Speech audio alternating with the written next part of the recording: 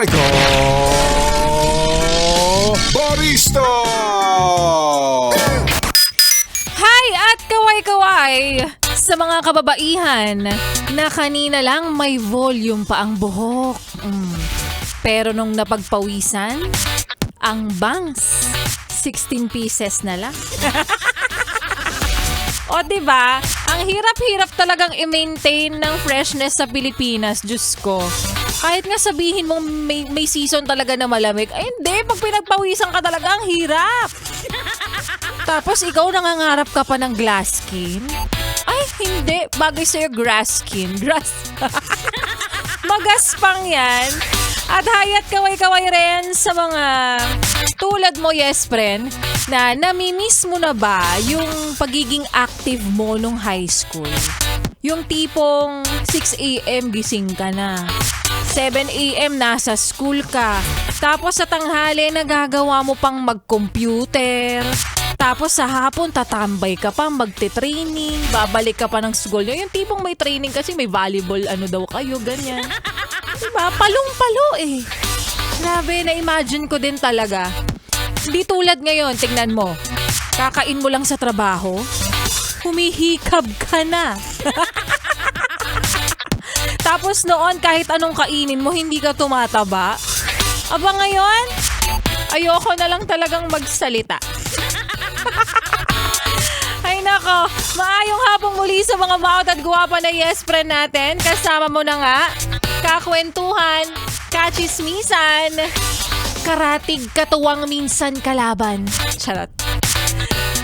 At kaotutang dila rin. Laika Barista from 3 to 6 p.m. dito pa rin sa iyong paboritong istasyon. Nakabonding ang 101.1 Yes FM.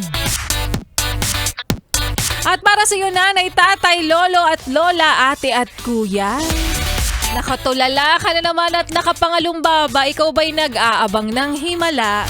O kaya naman ay biyaya sa madaling salita, ikaw ba'y mukhang pera? We're on the same boat. Dito mo matatagpuan yan. Sa Yes FM lang yan. Yes friend, dahil paparating na. Konting tiis na lang, malapit na talaga. Oo, ang papremyo na hindi lang para sa'yo, Kuya Driver. Dahil para rin sa'yo ito, ate, na nandyan sa palengke. Siyempre, pwede ka rin mabigyan, Ma'am Shi, na nandyan ngayon sa pagupitan. At para rin sa'yo, kuya, na nasa bilyaran. Abay, magpapahuli ka ba, ate, na isang bayaran? Nasa cashier. Diba?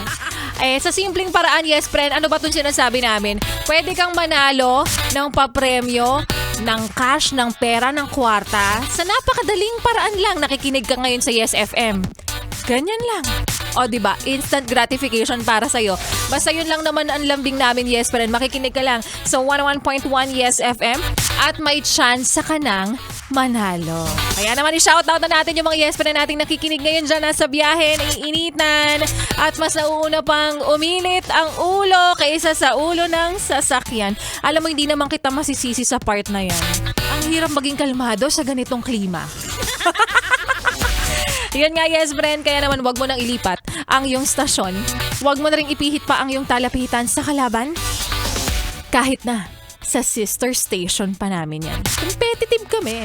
Char. Dahil magbabalik po si Laika Barista at sa aking pagbabalik. Madaling magpatawad. Pero mahirap makalimot. Yan nga, yes friend, ang kwento na ating mapapakinggan mamaya sa aking pagbabalik para po sa ating Laika Barista Moments. Pero ngayon, syempre, ituloy muna natin, yes friend, ang pakikinig mo, ang pagsabay mo, pag-indak mo rin sa mga kantahan natin ngayong napakainit.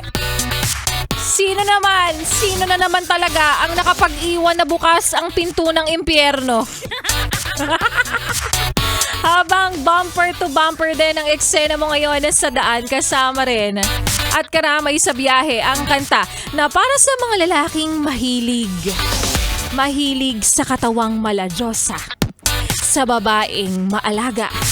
Mapagpasensya at higit sa lahat, ang ganda ay maladiwata na may makapal na pitaka.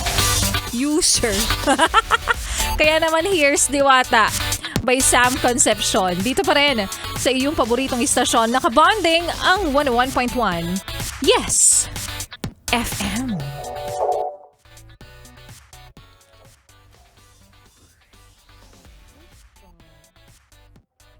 Yeah.